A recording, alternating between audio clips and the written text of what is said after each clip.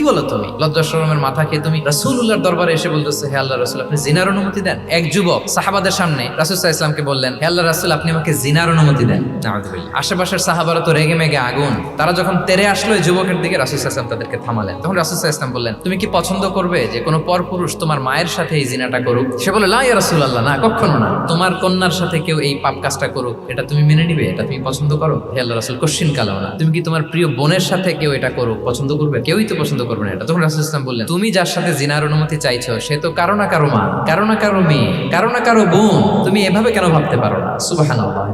এই কথা বলার পরে তো সে একেবারে ইমোশনালি এমন ড্যামেজ হয়েছে, লজ্জায় কাচুমাচু হয়ে মাথা নিচু করে দাঁড়ায়। তখন রাসূল ইসলাম তার জন্য দোয়া করলেন। ওই দিনের পর থেকে এই যুবক কখনো কোনো পরনারীর দিকে রাস্তায় তাকায় নাই। মানুষের আবেগ অনুভূতিতে নাড়া দিয়ে যদি আপনি তাকে কোনো কথা, কোনো নাসিহাত করেন, তখন সেটা সে শোনে। এমন শোনে, এমন ভাবে সে হেদায়েতের পথে আসে যেটা আমরা কল্পনাও করতে পারি না।